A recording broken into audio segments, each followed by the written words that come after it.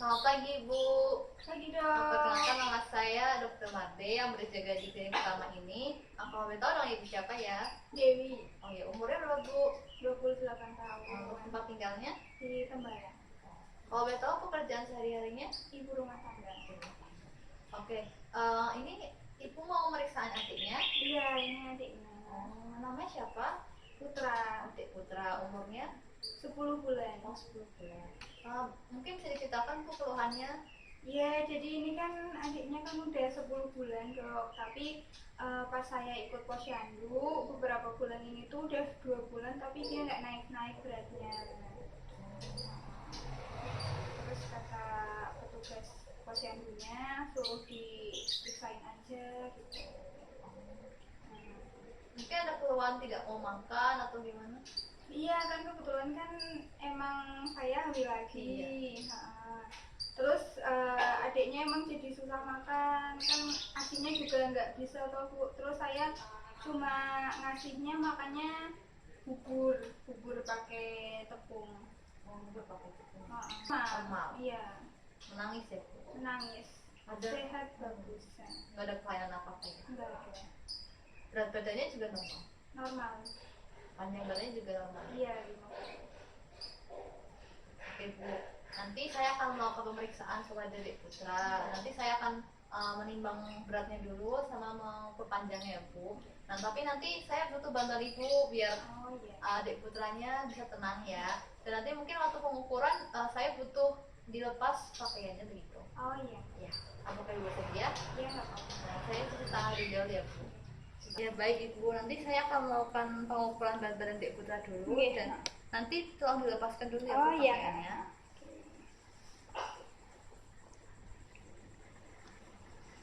Mungkin kepalanya bisa ditaruh sebelah mana sana? Sini. Oh iya.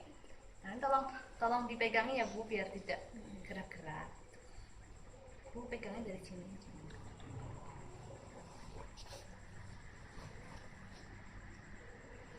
Nah, Ibu bisa memegang dari kepalanya biar nggak gerak-gerak. Lalu saya akan memegang kakinya dan mengukur.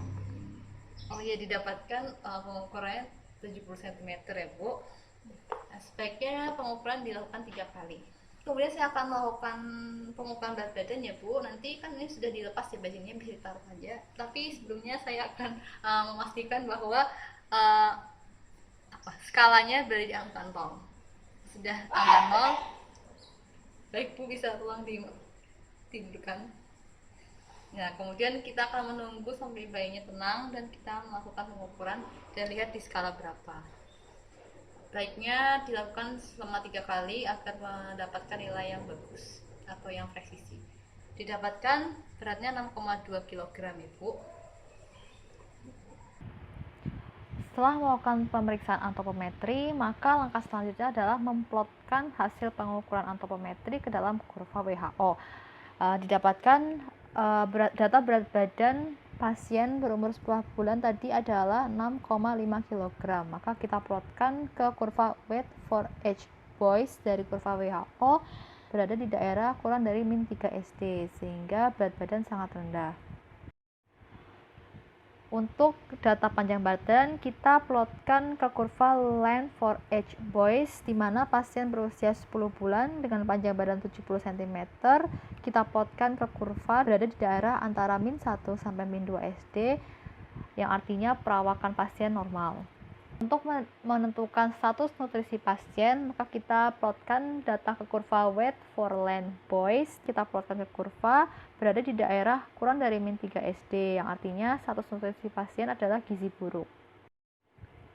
Langkah selanjutnya, kita tentukan kebutuhan kalori pasien. Maka kita harus mencari terlebih dahulu berat badan ideal, di mana kita menggunakan kurva weight for length boys, dan kita plotkan panjang badan pasien 70 cm, kita tarik ke arah garis median dan didapatkan bahwa pasien dengan panjang badan 70 cm normalnya memiliki berat badan 8,5 kg.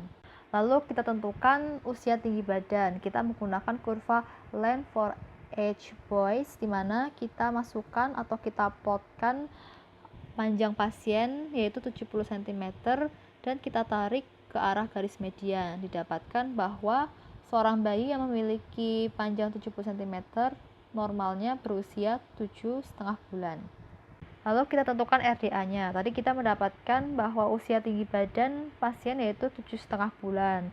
Berdasarkan tabel RDA, bayi berumur 0 sampai 1 tahun normalnya membutuhkan kalori sebanyak 100 sampai 120 kilokalori. Namun di sini kita fokuskan lagi ke umur 6 sampai 12 bulan, di mana pada usia 6 sampai 12 bulan RDA-nya itu sebesar 110 kilokalori per kilogram. Sehingga kebutuhan kalori totalnya adalah sebesar 935 kilokalori per hari. Kemudian kita tentukan cara pemberian nutrisi kepada pasien. Dikarenakan pasien dengan status gizi buruk tidak mempunyai komplikasi lain seperti komplikasi gastrointestinal, maka kita berikan nutrisi dengan cara oral. Pada pasien dengan status gizi buruk sendiri, kita akan memberikan F75. Dengan status gizi buruk, kita akan memberikan secara bertahap, yaitu sebesar 50-75% dari kebutuhan kalorinya untuk menghindari sindrom re-feeding. Kira-kira kita akan memberikan 467,5 kilokalori hingga 701,25 kilokalori per harinya. Dan jika kita konversikan ke dalam cc, didapatkan perharinya diberikan sebesar 623,3 cc hingga 935 cc. Dikarenakan pemberian F75 dilakukan setiap 2 jam, kita harus membaginya menjadi 12 pemberian dalam satu harinya. Dan setiap pemberian kita harus memberikan 52 sampai 78 cc per harinya.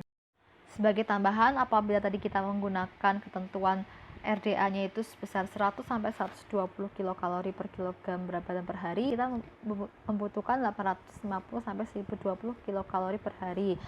Dan kita cari pemberian bertingkatnya sebesar 50 sampai 75% dari kebutuhan kalori tersebut, yaitu kita harus memberikan sebesar 600 sampai 1000 cc per hari dan 50 sampai 80 cc tiap kali pemberiannya. Ya Ibu, tadi kan udah melakukan pengukuran ya kepada Dek Putra dari panjang badan dan berat badan. Nah itu didapatkan Dek Putra itu gizi buruk Bu. Itu jadi dimungkinkan karena Dek Putra itu kurang nutrisi karena asinya nggak sebanget dulu, dan emang di usia ini harusnya menggunakan tambahan nutrisi khusus gitu Bu. Nah sekarang fokus kita adalah mengembalikan nutrisi Dek Putra. Nanti di sini saya akan memberikan makanan khusus, itu harus dihabiskan ya Bu, jadi tidak perlu diberikan ASI sementara, tidak apa-apa, yang penting makannya harus habis. Nah caranya itu nanti pemberiannya itu setiap 2 jam Bu, jadi sehari kan 24 jam. Nah itu diberikan 12 kali, misalnya mulainya jam 1, nanti mulai lagi jam 3 dikasih makan. Nah itu harus habis ya Bu, jangan sampai tidak habis. Kalau adiknya tidur gimana? Nanti bisa dibangunkan Bu, karena emang harus dimakan gitu. Nah nanti cara pemberiannya adalah 1 kali makan itu sebanyak 50 sampai 80 cc Bu. Nanti ada ukurannya, ada takarannya. Nanti saya berikan takarannya sehingga dia langsung makan saja gitu. Nanti harus habis ya Bu, 50 sampai 80 cc ini dalam 1 kali makan. Nanti misalnya jam 1 50 sampai 80 cc harus habis. Nanti jam 3 dimakankan lagi yang 50 sampai 80 cc. Itu begitu terus sampai selama 2 hari. Nanti Ibu lihat apakah nanti Dek Putra ada muntah-muntah apa enggak ya Bu. Terus juga lihat juga apakah nanti setelah pemberian Dek Putra ada diare apa enggak gitu. Terus ada gejala lain mungkin gitu. Nanti kalau misalnya ada gejala lain bisa langsung ke saya Bu. Kiranya apakah ada yang bertanya?